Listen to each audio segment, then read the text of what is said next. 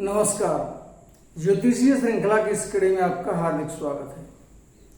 ग्रहों की महादशा, अंतर्दशा और उनका फल, इस विषय के अध्ययन के क्रम में आइए अब हम राहु की महादशा का अध्ययन करते हैं। यदि राहु विभिन्न स्थितियों में कुंडली में स्थित हो तो उसकी महादशा में जातक पर उसका क्या परिणाम होता है, इसके बारे में जानकारी प्राप्त करते हैं। राहु की महादशा में साधारण रूप से सुख संपत्ति और सांसारिक सुखों का नाश होता है। जातक के कलत्र, पुत्र इत्यादि के वियोग का दुख होता है तथा परदेशवास होता है। जातक रोगी होता है और झगड़े की ओर उसकी अभिरुचि होती है। परंतु राहु जब उत्तम फल देने वाला होता है अर्थात जब राहु की उत्कृष्ट दशा आती है तो जातक को लक्ष्मी की प्राप्ति होती है, धर्म और अर्थ का आगमन होता है उसके पास तथा उसके पुण्य का उदय होता है। राहु की महादशा 18 वर्ष की होती है, ये हम जानते हैं। महादशा में 6ठा वर्ष और 8वां वर्ष जातक के लिए विशिष्ट कष्टदायी होता है।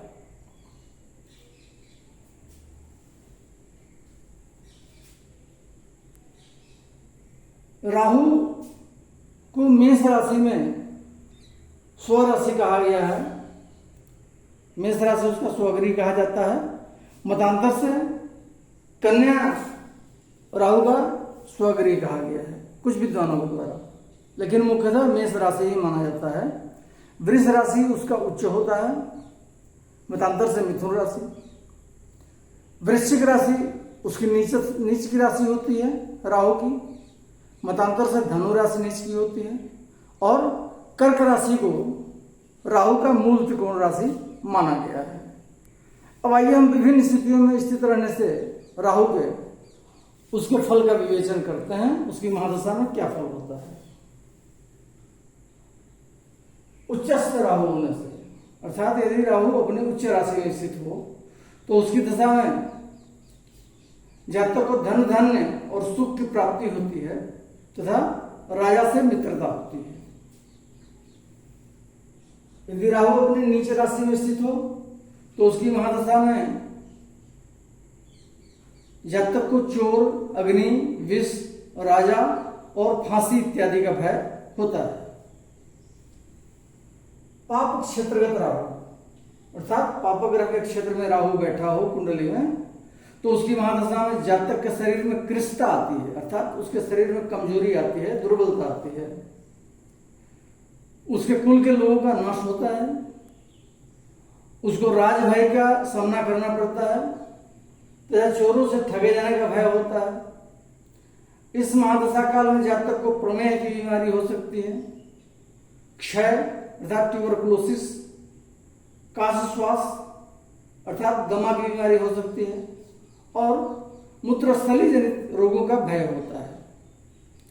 यूरिन संबंधित बीमारियां जातक को हो सकती हैं।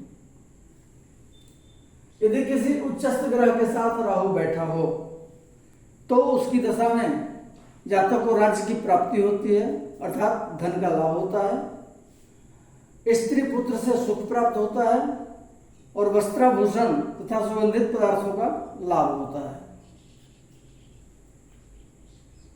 यदि किसी नीचस्थ ग्रह के साथ राहु बैठा हो तो उसकी दशा में जातक नीच वृत्ति से अपना जीवन व्यतीत करता है, उसे भोजन प्राप्त होता है तथा उसकी स्त्री और उसके पुत्र सज्जन नहीं होते हैं।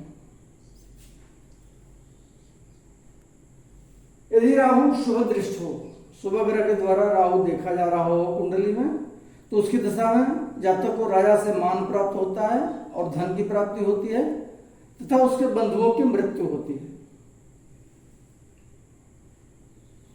यदि राहु पाप ग्रह के द्वारा दृष्ट हो तो उसकी दशा में जातक धर्म कर्म रहित होता है अर्थात धर्म विमुख होता है और रोगी होता है। उसे चोर, अग्नि तथा राजा से भय होता है तथा उसके उद्योग में उपद्रव होता है अर्थात जिस कार्य में भी वो संलग्न है, जैसे व्यापार में संलग्न है तो उसको व्यापार में हानि पहुंचती है, यदि नौकरी पेशा है तो नौकरी छूट सकती है। तो इस प्रकार का उपद्रव उसके उद्योग में संभव होता है। राहु की महादशा 18 वर्ष की होती है। उसका अगर 3 खंड हम करें 6-6 वर्ष का, तो पहले खंड में जब राहु की महादशा प्रारंभ होती है तो जातक को दुख होता है। मध्य खंड में अर्थात अगले 6 वर्ष में जातक को बहुत सुख की प्राप्ति होती है, और महादशा के अंतिम खंड में जातक को दुख का सामना करना पड़ता है। उसके गुरुजनों तथा पिता का नाश संभव होता है उस काल में। अगले वीडियो में हम विभिन्न भावगत रहने से, राहु के भिन्न भिन्न भावों में रहने से उसकी महादशा में जातक पर क्या फल होता है इसका अध्ययन करेंगे। नमस्कार।